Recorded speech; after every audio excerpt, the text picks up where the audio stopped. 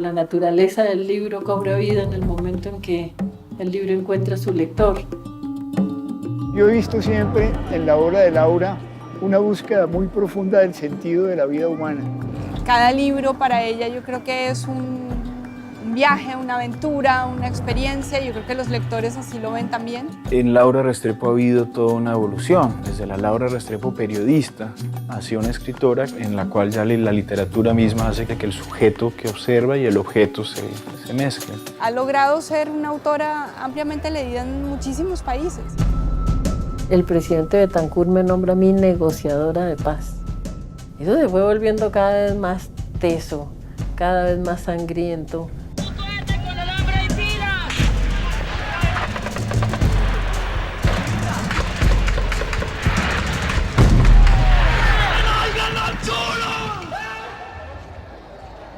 En Tumaco nunca he estado.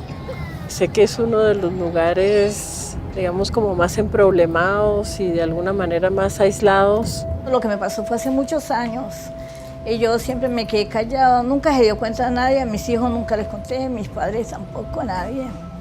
Sigue habiendo conflicto fuerte.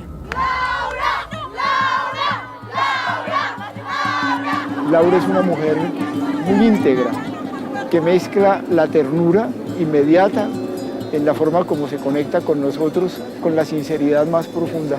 Laura ha sido siempre mi madre, ante todo mi madre, pero esa madre es el ser completo que es ella, es el ser escritor que es ella. Laura es madre, pero Laura es la madre que escribe.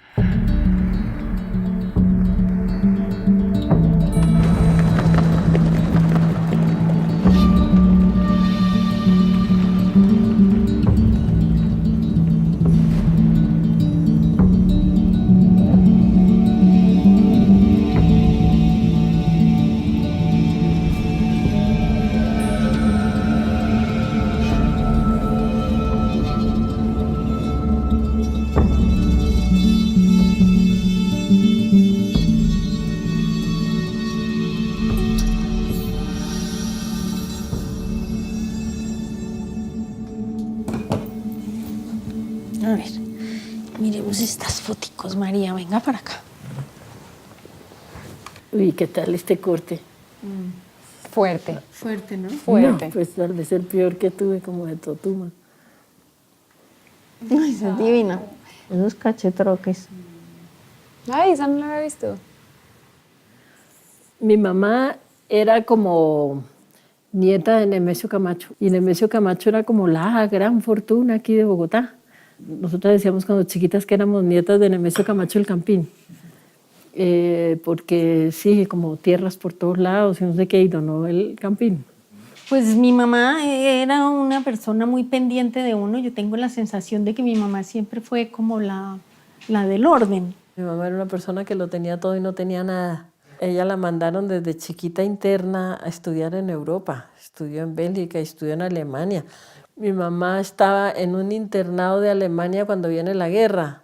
A todas las niñas las sacan del colegio cuando viene la guerra. Mi mamá y su hermana se tuvieron que quedar porque nadie fue por ellas.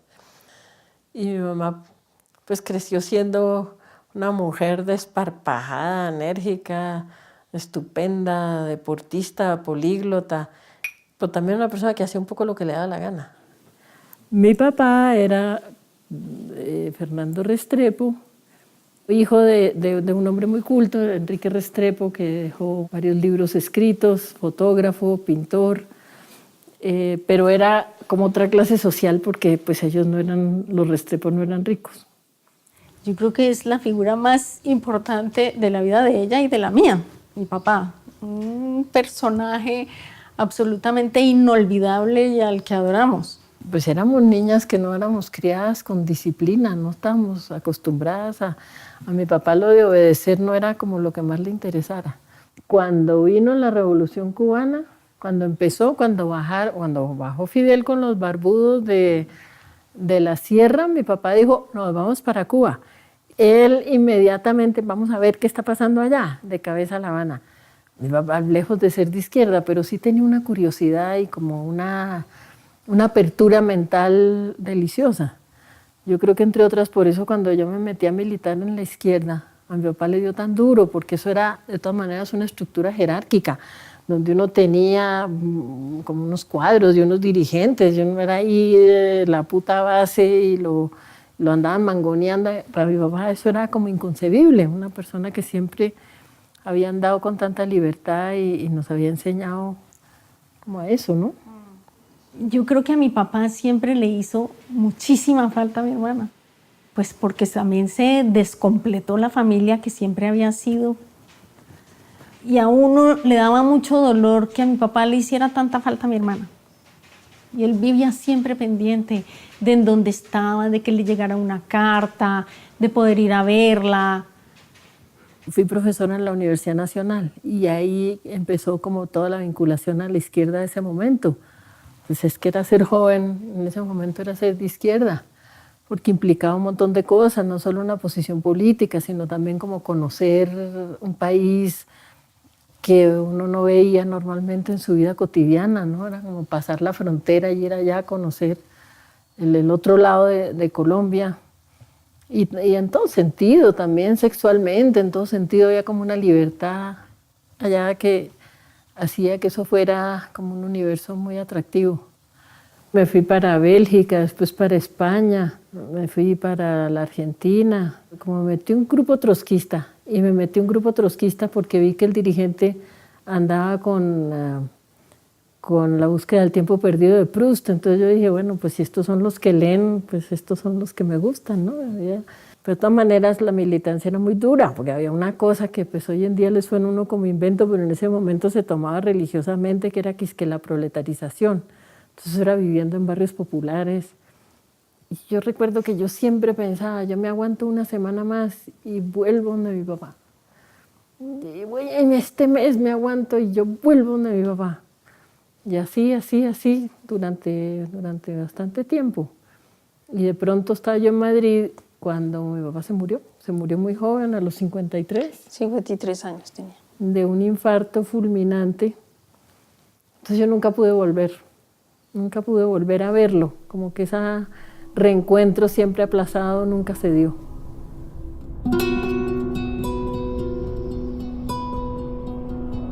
Mi papá tenía una condición, tenía el corazón dañado, una cosa que viene de familia, yo también. Supongo que si uno tiene una niña que está por fuera, ¿sí? Y se angustia por esa niña, eso contribuye a que el corazón sufra, ¿cierto? No estuve en el entierro. Raro. Me fui para la Argentina a militar ahí en la clandestinidad, cuando estaban allá en plena dictadura de Videla.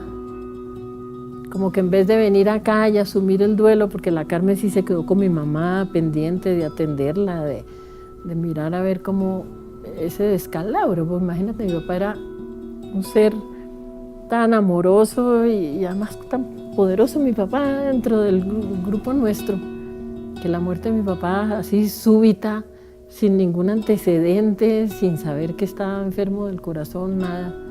Fue un remesón brutal. Entonces la Carmen se quedó aquí como tratando de sostener a mi mamá y de recomponer. Y yo me fui para la Argentina ya a militar en la clandestinidad.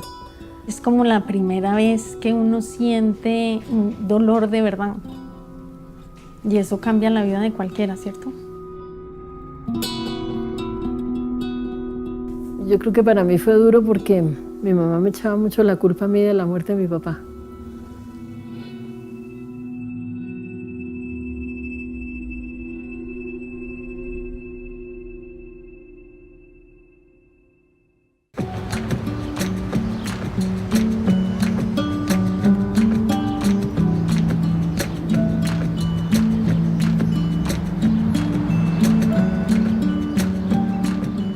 Revisemos, por ejemplo, los seudónimos de los chicos. Entonces debemos elegir si vamos tal y como están en el índice y en los títulos o como luego los pones dentro. ¿Te pareció en algún punto difícil la lectura o...? Yo creo que no, pero no hay palabra del bogotano que yo no haya visto solucionada por el puro contexto. A lo mejor exactamente no sabes absolutamente el significado exacto, pero sí sabes el sentido. Con Laura tenemos una conversación permanente, básicamente en el propósito de lograr dos cosas: hacer del libro un objeto que se explique en sí mismo, y luego conseguir el mayor número de lectores posible. Nuestro trabajo también es poner el libro en la conversación. Yo comparto con Carolina, la verdad. Creo que es una novela que el lenguaje es muy importante y digamos, el manejo que tienes del lenguaje, cómo lo cuentas y el ritmo que tiene la novela, yo creo que funciona por sí mismo, que es el que no he notado, no he sentido ninguna dificultad. Sus libros llegan en el momento justo, en las conversaciones que quiere plantear. Así lo fue, qué sé yo, Dulce Compañía o La novia oscura o Delirio, que era una manera de contar qué había pasado con el narcotráfico en la sociedad colombiana de un modo excepcional que no había contado nadie, y al mismo tiempo llegaba en el momento justo de tener esa conversación, ¿no? Por las características del personaje. Yo quiero que Enzo sea como muy suntuoso, me tienes que ayudar a él. Yo le tenía el ojo hace rato puesto a Alfaguara, me parecía una editorial seria, en la que yo nunca había publicado y que me interesaba mucho. En algún punto es menos abstracto qué es lo que está buscando, ¿no? De pronto veo las bases del concurso anual del premio de novela de Alfaguara, y el presidente ese año era José Saramago. A mí José Saramago era como mi profeta, yo había devorado toda la obra de Saramago con fascinación. Era un tipo que yo admiraba enormemente, y yo pensé, a mí sí me gustaría que este hombre me diera un premio, eso sería... Sí, aunque me diera un abrazo yo ya tengo suficiente, pero eso a mí me gustaría. Entonces faltaban como 2 meses para la fecha ya límite para entregar el manuscrito al concurso, y me acuerdo, me encerré de día y de noche a trabajar como loca, trabajarle duro, y lo mandamos, y así fue. Después yo me metí a trabajar ahí en la Secretaría de Cultura de la Alcaldía, y la verdad que yo no andaba muy pendiente, ni siquiera me acordaba mucho cuál era la fecha en la que tenían que fallar. Y lo siguiente fue pues un llamado, un telefonazo como a las 5 de la mañana, y contesto yo ahí toda dormida, y era la voz de José Saramago ahí en su portuñol, anunciando que me habían dado el premio. Entonces, Yo percibo que en España Delirio, el premio Alfaguara, sin duda fue una forma de ponerla encima del escenario absolutamente. Quiero decir, ella ya, como dice Pilar, con La novia oscura y con otros libros había tenido evidentemente muchos lectores en España, pero nosotros como Alfaguara, donde percibimos la dimensión de Laura como escritora, yo creo que fue a partir de Delirio. Para mí fue una felicidad enorme, era la primera vez que un autor colombiano ganaba el premio Alfaguara, y el proceso del premio, digamos, da una plataforma de lanzamiento muy importante. Fue un jurado que se enamoró del libro, empezando por José Saramago. Recuerdo muchísimo que él nos dio como el pie de lo que luego hicimos como la bandera de la comunicación del libro, que dice que cuando uno lee una escritura como la escritura de Laura Restrepo, como llevó Laura la escritura en Delirio, decía Saramago, uno no puede hacer otra cosa que quitarse el sombrero. A mí sus libros me parecen formidables, y además ella nos acomoda, o sea, cada libro es una aventura distinta, ¿no?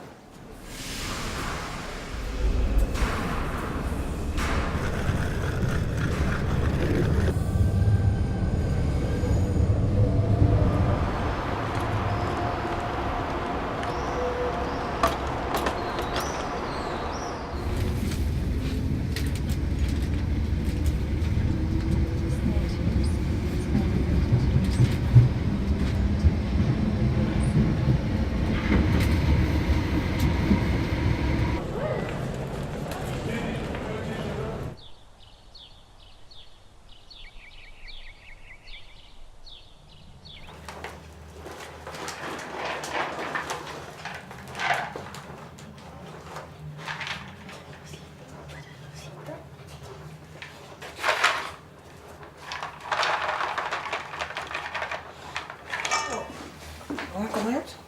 ¿No va a comer? ¿Eh? despacito. Vamos, viejito, vamos.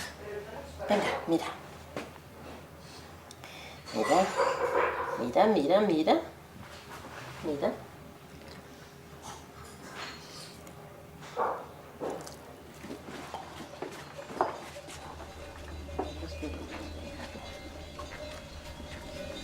Tenemos perros y vivimos como muy estrechamente ligados a nuestros perros. Siempre todos hemos sido enamorados de los animales y aquí aprovechamos pues que hay espacio hasta para tirar palo alto y tenemos perros grandes. Nos trajimos de México a Oso y a Lelí, que fue como la pareja inicial. La Leli, desgraciadamente se nos murió, pero la Leli era la reina de esta casa. Una perrotona consentida, divina, pero caprichosa. Una belleza de perra. A Leli le dio un cáncer, la operamos y ya el segundo cáncer ya no hubo nada que hacer. Entonces, a Leli la enterramos allá afuera. Y de alguna manera enterrar ahí a Leli fue como clavar una pica en Flandes. Cuando enterramos a Leli ya supimos que aquí nos íbamos a quedar mucho rato.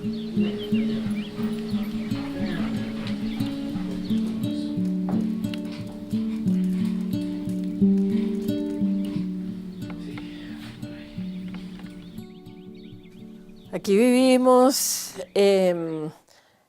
Carlos Payán, mi compañero, mexicano, fundador de 2 de los grandes diarios mexicanos, senador de la República, poeta. Está mi hijo Pedro. Pedro terminó sus estudios de posgrado en Filadelfia en literatura. Tiene una novela juvenil publicada y al mismo tiempo pues con Pedro trabajamos los libros de manera muy sistemática, ¿cierto? Pedro y yo tenemos un pequeño taller y los libros pues van saliendo como a 4 manos. El próximo libro yo creo que es retomar el estilo de La multitud errante, el de La historia de un entusiasmo, pero también pasarlo por ese giro que ha sido como más introspectivo. Hay distintas etapas en el desarrollo de los libros. Hoy en día Laura se demora más o menos 2 años en escribir cada novela y a lo largo de esos 2 años el modo de trabajo cambia. Al principio suele ser una etapa de recolección de información. Esa es la parte que a mí más me gusta, que es la parte en la que cada vez que se le ocurre una idea o lee un autor nuevo, eso es como traer ladrillos para hacer una estructura que no está definida. De todas maneras, fíjate que Delirio era muy un libro, bueno, donde lo interior y lo exterior estaba ahí muy expuesto, porque pues Agustina, en la locura de Agustina, es el mundo interior de Agustina en contraposición a una Colombia llevada por la locura del narcotráfico. Entonces ahí había como un experimento de... Sí, cuando yo tenía como 18 años que yo presenté unos escritos allá a mi madre, ella me los destrozó. Pero sí, ningún reparo. O sea, si ustedes en algún momento quieren conocer a Laura, escritora en ello, muéstrales un texto, porque ella es implacable. Implacable, ella no perdona esta palabra aquí, esto acá, esto está mal, conceptualmente esto está flojo, esto no va a ningún lado. Para mí el orgullo es que durante todo este tiempo yo hoy en día puedo hacer textos que se los puedo presentar y a ella le gustan.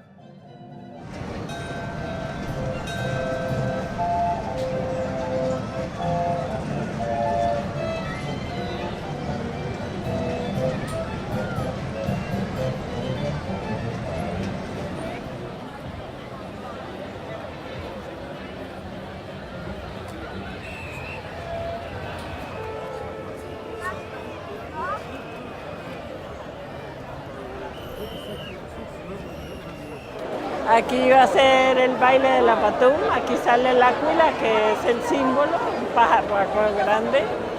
Allá están los músicos, hay una competencia a ver quién dura más, si los de abajo bailando o los de los músicos tocando.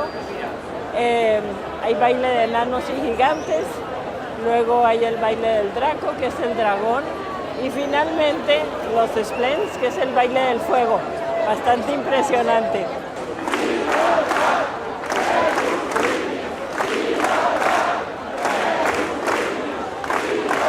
Están gritando presos políticos, libertad. corazón de la Cataluña profunda. La costa es más turística, esta es la montaña catalana y aquí esto es la corazón del independentismo también.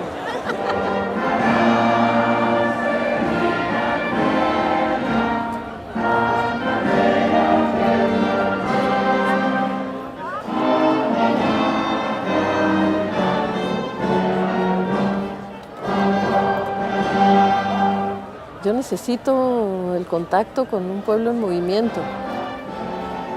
Es que el impacto en la cultura y en el arte es muy grande. En los sitios donde se llega a estados como de conformismo, de apatía frente a la política o resignación o lo que tú quieras, pues el mundo de la cultura se apaga.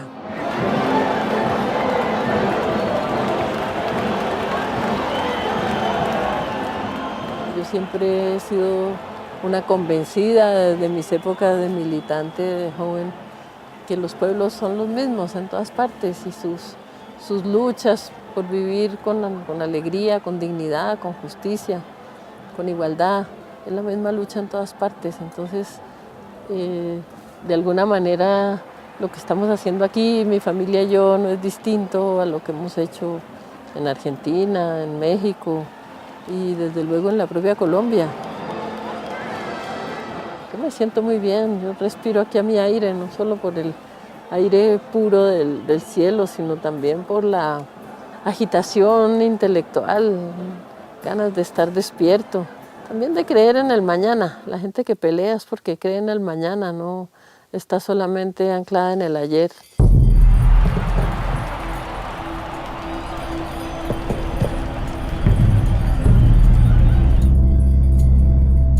En los años 80 yo empiezo trabajando en la revista Semana, que la acaba de fundar Felipe López, y ahí yo pasé como de ser comentarista de libros a trabajar en cultura, a trabajar en política nacional. Todo el mundo leía Semana y las personas que trabajábamos ahí, pues teníamos como nuestro estrellatico y tal, ¿no? Y entonces viene toda la presión de la guerrilla después de Turbay para que se abra la paz. Y empiezan a buscar negociadores. ¿Qué características tenían que tener esos negociadores? Ser personas que fueran aceptadas por un lado y por el otro. Y pues yo estaba que ni pintada para eso. Entonces el presidente Betancur me nombra a mí negociadora de paz. A mí nunca me había interesado ni las FARC ni el M-19, aún sabiendo que era un movimiento así muy carismático y tal. A mí las armas no me gustaban y las armas a mí no me gustan. Es más, las detesto. Yo me siento totalmente marxista. Yo me formé en eso, mis ilusiones se formaron en eso, como que mi ADN se hizo de eso. El pensamiento de Trotsky para mí fue fundamental y de alguna manera sigue siendo. Los del M-19 me parecían improvisadores y lo de las armas, como te digo, me chocaba. Nosotros no somos marxistas, no tenemos un proyecto comunista. El Movimiento 19 de Abril, M-19, es una organización nacionalista, democrática y revolucionaria. Pero claro, ya viéndolos y viendo el fervor que producían en la gente, yo empecé a ver otra cosa que los de la izquierda no teníamos. Nosotros éramos una gente acartonada, lejana, y estos eran los magos, pues, de la seducción, tipos rebeldes, jóvenes y mujeres, con una capacidad de acercarse a la gente enorme, con una alegría, como que la militancia de ellos era pura alegría y cordialidad. Y yo pensé que ahí había algo muy interesante. La maleta es que anoche sirvió de tarima para un poco de fotógrafos.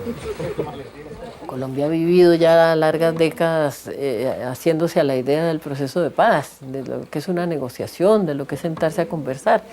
Pero en ese tiempo decir conversar, hablar la palabra paz, es que te mataban por eso.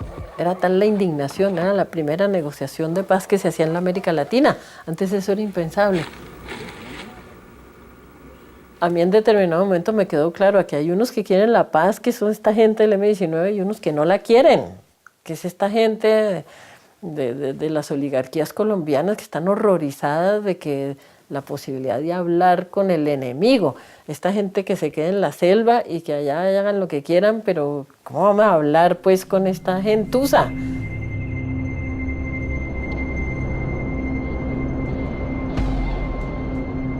El primer gesto de Belisario fue decretar una amnistía general y sacó a todos los presos políticos que venían del turballismo, los sacó de las cárceles.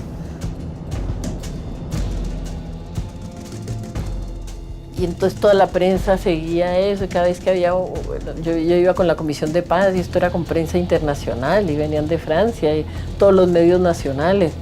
Era como un estrellato ahí en el proceso de paz. Y eso se fue volviendo cada vez más teso, cada vez más sangriento.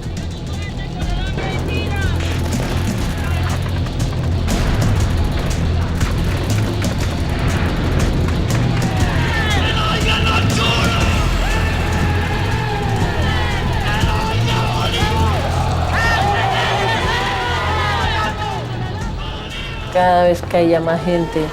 A la UP le borran 2000 militantes así de un plumazo. La gente del EMA empieza a morirse como moscas. Y lo primero que busca la gente que no quiere la paz es romper el puente, porque quiere que otra vez se aíslen, ¿no? De un lado el gobierno, del otro lado la guerrilla. Entonces, la figura del comisionado se vuelve muy incómoda. Entonces vienen las amenazas, ahí claro, empiezan a llover por todos lados las amenazas. Yo salía todos los días, mi mamá se quedaba temblando y me rogó, mi mamá me rogaba, mi mamá, por favor, no más, deja esta loquina, hazte a un lado. Además empezaron a amenazar a la gente en mi propia casa, ser comisionado era muy duro. Recuerdo una reunión con Álvaro Fayad, estaban Álvaro Fayad y el negro Yaquín, que eran los dos de la dirección del M-19. Me citaron en un sitio, un apartamento que nunca supe de dónde era, porque iba yo pues como vendada. Y ahí me dijeron, mira, hay una lista, se llama Operación Águila, de gente que está ahí, que la van a matar.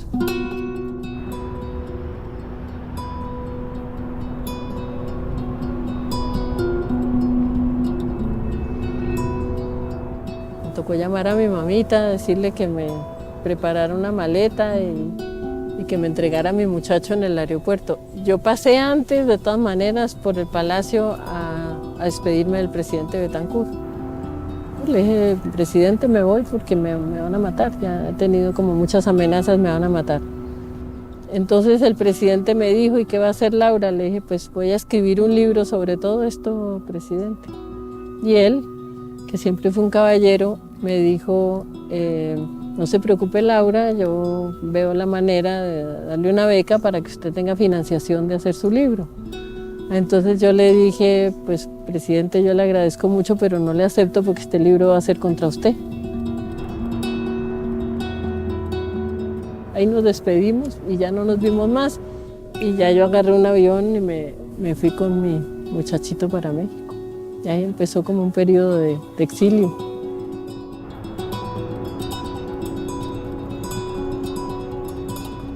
A mí siempre me ha gustado viajar, pero una cosa es viajar y otra cosa es que te saquen de tu país y que tú no puedas volver porque saben que si vuelves te matan. Entonces uno está muy contrariado todo el tiempo, como que tienes tu cuerpo en una parte pero el alma, el corazón lo tienes en otra. Es una situación como esquizofrénica, tú eres una persona doble, el exiliado es una persona doble, que vive aquí pero vive allá, siempre soñando con volver.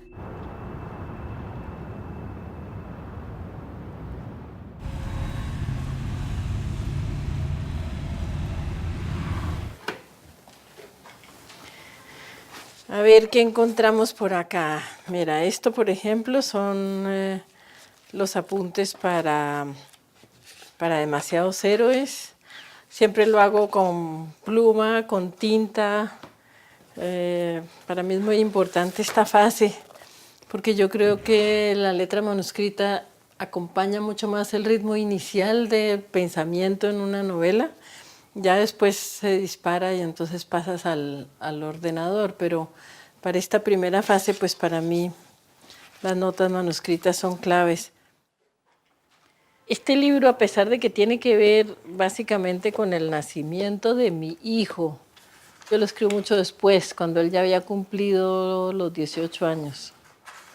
Pedro siempre tenía esa visión heroica del padre, ¿no? El militante clandestino, la persona que se juega la vida con tal de echar abajo una dictadura. Y el título se llama Demasiados Héroes, cuando Pedro empieza a protestar. Y a medida que se va volviendo adolescente, la protesta se vuelve cada vez más airada. Un muchacho que no conoce al padre, que ha tenido que convivir con el fantasma del padre, empieza a desarrollar como una bronca con la madre por ese padre siempre ausente, ¿cierto? ¿Quién era el padre? Y la pregunta, que yo creo que él empieza a hacérsela como a los 14, y eso fue cobrando volumen, de por qué si mi padre era ese berraco de Huaca, por qué esa maravilla de tipo y ese héroe, por qué me abandonó y por qué yo nunca he recibido ningún cuidado ni ninguna atención de mi padre. La discusión se estaba volviendo muy dura y no había manera como de salir. Yo tenía mis argumentos, Pedro tenía los suyos y esas discusiones se empantanan. Pedro estaba estudiando literatura, le interesaba mucho cómo se hace un libro, cuáles son los elementos que entran en la construcción de una novela. Entonces yo pensé, vamos a dejar esto en un libro, de tal manera que se pueda discutir con Pedro, pero que la discusión se traslade un poco, ya de el terreno puramente real, de qué nos pasó en la vida. Y vamos a conversar sobre cómo está quedando eso en el libro, cómo se hace el libro, si está bien escrito, si está mal escrito. Y el Pedro inmediatamente enganchó. Lo que hicimos con Laura en Demasiados Héroes fue construir un relato familiar. ¿Cómo vemos esto que pasó? ¿Hasta dónde estamos de acuerdo? ¿Hasta dónde ya no? Pues discutíamos mucho y cómo tiene que ser ese personaje, y cómo quieres que lo llamemos, porque a pesar de que era nuestra historia, también le cambiamos los nombres. Y eso ayudaba, ¿me entiendes?, a que los viéramos como gente externa a nosotros, una mirada fría sobre unos personajes, como quien mira una película. Y para mí fue muy importante, porque fue una manera de conectar con ella.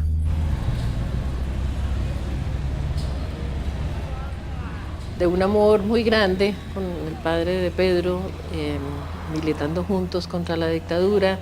La decisión que fue mutua de tener un hijo fue como una forma de reafirmarnos en la vida y en el amor en contra de tanta muerte que teníamos alrededor. Cuando cae ya finalmente la dictadura argentina, resolvemos el padre de Pedro y yo volver a Bogotá. Él, yo, volver, él no, que él era argentino, nunca había estado. En el nuevo contexto el amor empieza como a esfumarse, no nos reconocíamos el uno al otro, una relación tan intensa en un contexto de guerra, de pronto en un contexto de paz como que no nos reconocíamos y resolvimos separarnos.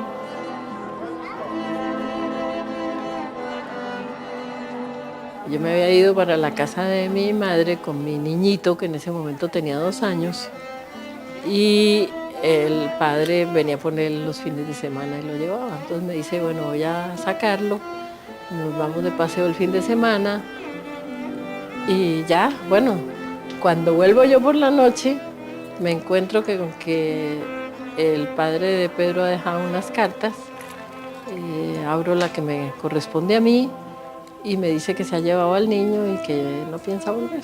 No me dice a dónde se lo llevó. Mi mamá dice que yo aullaba como una loba. Me dice mi mamá que eran aullidos lo que yo pegaba. Pensé que yo me iba a volver loca. Además, porque se lo había llevado un experto en desaparecer. Es que esa era su especialización, desaparecer.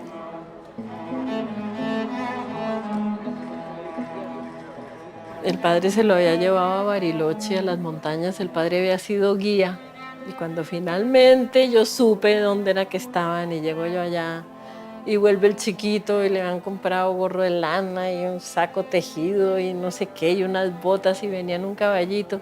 Y el niño venía feliz. ¡Ay! Cuando veo yo a ese chiquito que se me botó a los brazos y como que la vida no se había derrumbado, sino que de alguna manera seguía, pero igual, de todas maneras yo tenía que salir de ahí con mi niño, ¿no?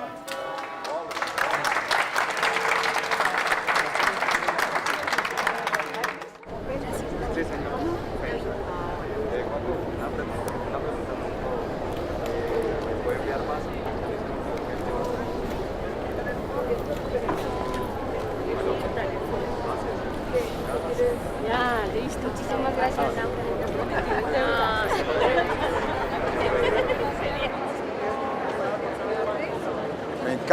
Me encanta porque es una literatura pasional, es una literatura entre imaginativa y basada en muchos hechos reales, porque es una mujer que para escribir eso debe conocer profundamente las pasiones del ser humano, tanto las más bajas como las más sublimes. Es una novela que para Laura ha representado no solamente un trabajo muchísimo más difícil que quizás otras de sus novelas. Yo he visto siempre en la obra de Laura una búsqueda muy profunda del sentido de la vida humana. Y una de las cosas que a mí se me ponen en evidencia es encontrar que Laura se topa con el problema de la libertad humana, que es el problema ético.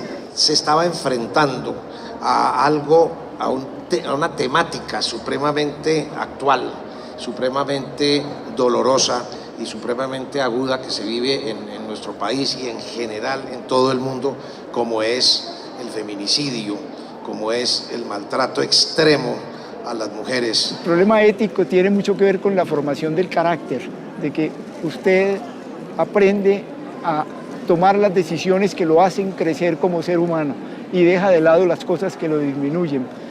Y es una llamada a su propia conciencia, independientemente de posiciones religiosas o independientemente de posiciones filosóficas. Todas esas cosas están muy en el fondo de la literatura de Laura, siempre implícita, porque ella tiene como un cierto pudor de avanzarse en formulaciones demasiado filosóficas. Ella está haciendo novela, que es lo fuerte de su obra, pero quien lee con una mirada de fondo no puede menos que encontrar en Laura y en el camino de su vida estas realidades. Estaba comentándoles, Pacho, que el libro es de ficción, si bien el detonante es el crimen de la chiquita Zamboni, que nos partió la cabeza y el corazón a todos los colombianos. El libro se convierte en libro cuando, aparte de la escritura, del proceso de edición, aparece el lector, lo pone en sus manos, está horas ahí viendo a ver qué lee ahí, si se identifica, qué le dice eso. Y entonces ahí se completa, la naturaleza del libro cobra vida en el momento en que el libro encuentra a su lector.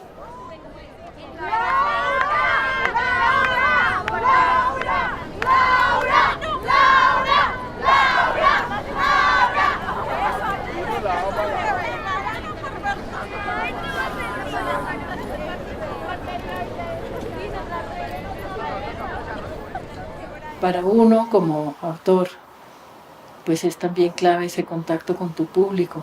Mira, cuando viene el momento de la firma, las personas que pasan a que les firme el libro, eso es simplemente como el requisito, el pretexto, ¿cierto? Pero la verdad es que, y te lo digo yo también como lectora, que he estado tantas veces enfrentada a los autores que leo, pues es que tú conoces muy bien al autor, porque tú llevas muchas horas ahí con ese libro y con esos personajes los conoces también como si fuera gente de tu familia. Entonces ese momentico que tú estás con la persona mientras se produce la firma, esa persona te cuenta qué hace, muchas veces la persona también escribe.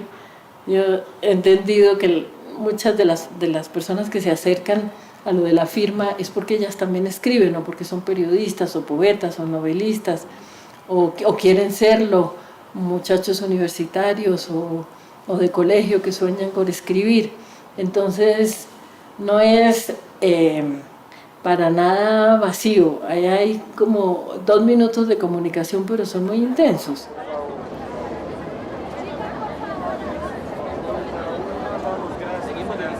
¡Ay, Laura! Hoy es el día más feliz de mi vida. El día más feliz. Bueno, supe que... Gracias, muy amable, gracias. ¿Supe qué? Gracias. Nelson, un viejito pensionado, profesor de la UPTC. Eso. Laila le dicen en la intimidad. Ay, tan linda. Nelson Camargo, un profe ahí la admira mucho como mujer y como escritora, ¿oyó? Todos sus libros están ahí en mi biblioteca. Ay, qué lindo. Le agradezco mucho.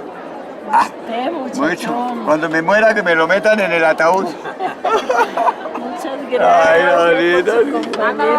Ay, espere, mío, mire la botico, mamá. ¿Qué ataúd y qué ataúd? A la Qué biblioteca. un placer seguir deleitándonos con su literatura. Hombre, intentaré. Bueno, gracias.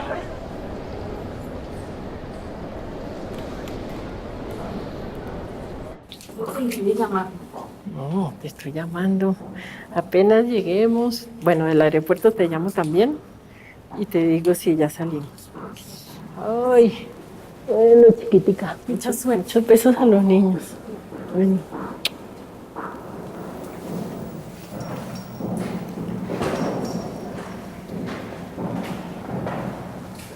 Ahora sí. Ya, muchas gracias. Pero le recibo esta. Compañerito, buenas. ¿Cómo me le va? Bien. Bueno, que esté muy bien. Buenos días. Muy buenos días. ¿Cómo está? Qué puta que me mato.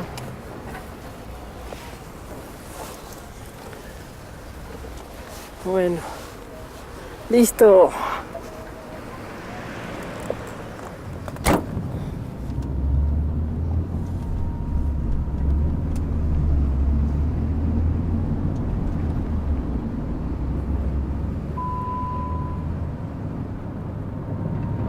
Yo conozco bastante de Nariño, pero en Tumaco nunca he estado. Y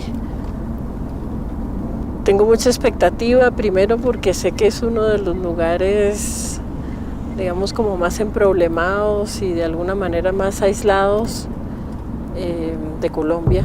Entonces me parece importante ir, como que el proceso de paz que logró avanzar en otras partes, ahí se quedó estancado.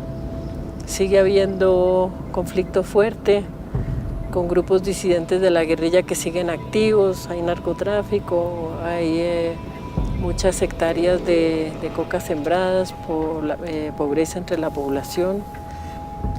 Pero al mismo tiempo vamos a ver y a entrevistar gente de unos proyectos muy bonitos que tiene ahí Médicos Sin Fronteras, sobre todo con mujeres que han sido víctimas de la violencia, pero que se niegan a seguir siendo solamente víctimas. Ellas denuncian lo que les ha sucedido, pero además vamos a que nos cuenten cómo se han sobrepuesto a la situación y cómo se las han arreglado para meterle el hombro y seguir adelante con su vida y de enfrentar pues como toda la adversidad. Cuanto más lejos y como más inaccesible el lugar, más fascinación me produce.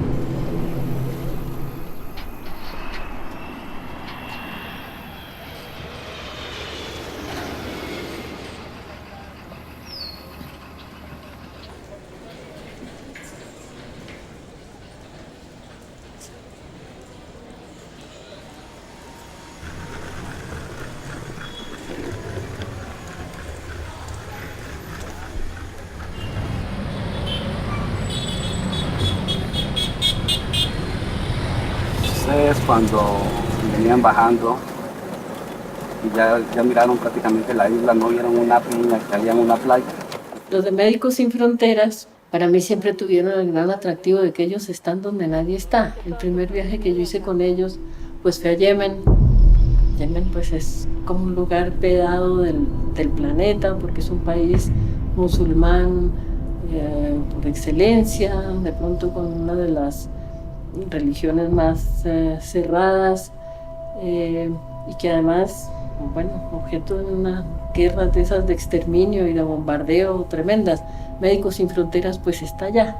Entonces a través de Médicos Sin Fronteras, de su organización, de sus mecanismos de seguridad, porque ellos tampoco van al muere ni te tiran a ti al muere, sino que en medio de esos sitios tan conflictivos ellos saben moverse con suficiente cautela, con caracterizaciones.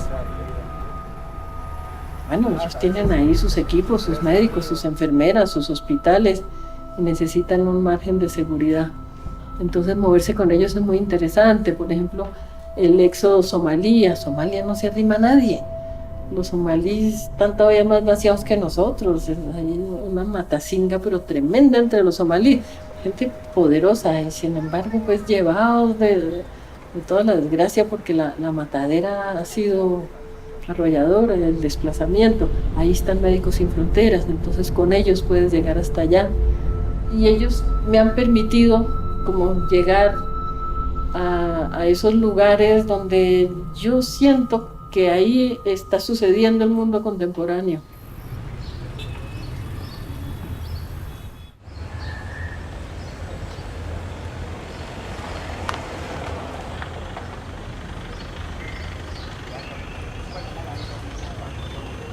Estamos hoy con Rosita y Golondrina. Ellas son lideresas de la Asociación de Lideresas del Pacífico Nariñense y con ellas hemos hecho desde grupos terapéuticos con algunas de estas mujeres como formaciones.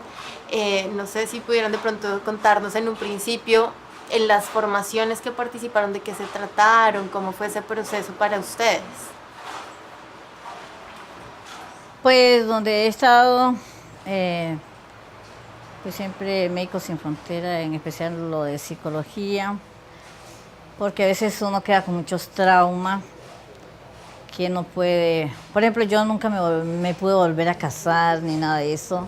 Yo me divorcié y hasta ahora estoy sola, porque uno, no sé, piensa como cosas raras, que de pronto esa persona vaya a hacerle daño también. Entonces he estado en algunas sesiones psicológicas y con un problema pues con mis hijos, porque igual la situación en Tumaco sigue muy feo. Uno por no tener cómo salir, no sale de aquí. Lo que me pasó fue hace muchos años y yo siempre me quedé callado, nunca se dio cuenta a nadie, a mis hijos nunca les conté, a mis padres tampoco, a nadie. ¿Y qué pasó, Rosita? ¿Cómo fue esa experiencia traumática que tuvo usted? Pues sí, yo trabajaba en una vereda y llegaron unos paramilitares. Pues era la madrugada, como las 6 de la mañana. Hicieron reunión con todo el pueblo. Y pues yo vivía en el puesto de salud. Y hay un señor que ni quiero recordar. Pues me violaron. Pues fue uno solo, ¿no? Pero esa persona estaba como drogada también. Pues fue algo muy feo. Y lo peor es que las cosas siguen. Igual en Tumaco se sigue la violencia. Siguen la violencia contra la mujer, es horrible.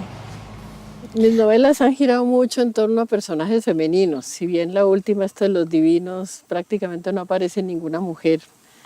Y esta última es un poco una indagación en la cabeza, como tratar de sumergirse en la cabeza de hombres jóvenes, en ese caso particular de clase alta bogotana. Pero en general mis novelas tienen en primer plano siempre mujeres.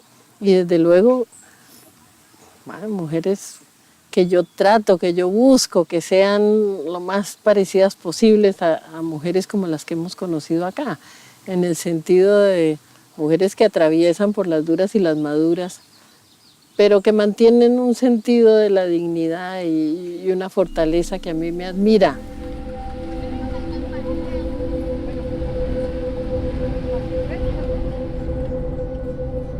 Tenemos el problema que la policía queda al lado del colegio. Ahí murieron 2 niños de aquí en mi vereda que cantaban, tocaban marimba, bombo. 10 años y 11 años. ¿Por qué se vino del campo? ¿Qué fue lo que pasó? Pues porque, usted sabe pues, la situación que uno vive. Mataron a mi esposo y a un niño de 9 añitos, nietecito, a los dos, dentro de la casa. Y yo me arrimé a ella para manifestarle lo que me sucedía y que no deseaba este embarazo. ¿Le pudiste contar a alguien? ¿Pudiste compartir con alguien tu situación? No. Mi compañero fue asesinado. Vivíamos en zona rural y él fue asesinado. Yo en ese momento tenía 5 meses de embarazo. Al morir, la angustia que pasé en el hospital, que no los atendieron al que quedó vivo, y que porque eran los grandes terroristas, fue una mentira. Más de ser víctimas, fueron victimizados.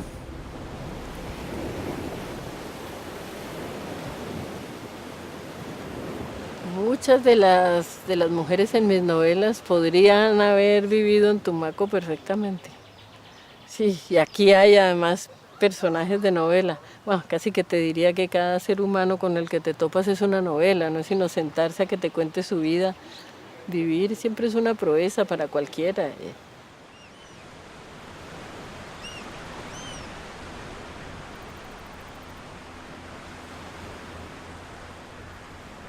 Ahora mi compromiso es sentarme y escribir. De alguna manera, modestísima manera, transmitir a través de lo que pueda escribir los testimonios de las muchachas y de las mujeres que pudimos entrevistar y tratar de hacer conocer cómo se buscan caminos de libertad, de apoyo para esas mujeres que están en esa situación inconcebiblemente duras.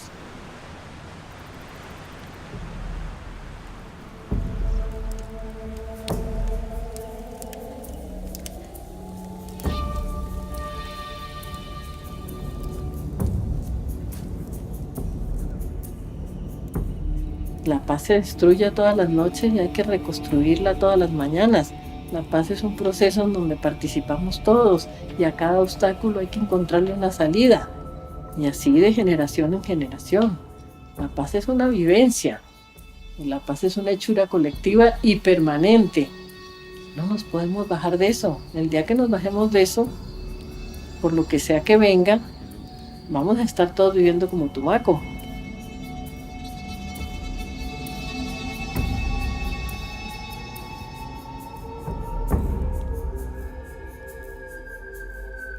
¿Cómo no vas a ver el mal, a olfatearlo, a sentirlo, si vivimos en un país donde la muerte nos pisa los talones?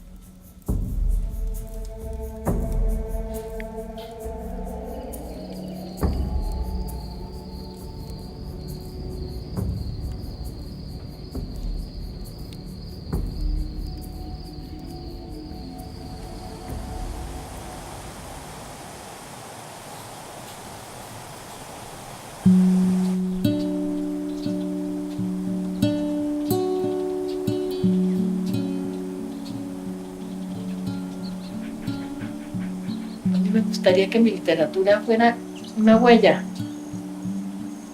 El ser humano representado en mis personajes, por aquí pasó, esto sufrió, así supo aguantar, así supo querer. Que todo esto no haya sido en vano, que no se lo lleve el olvido.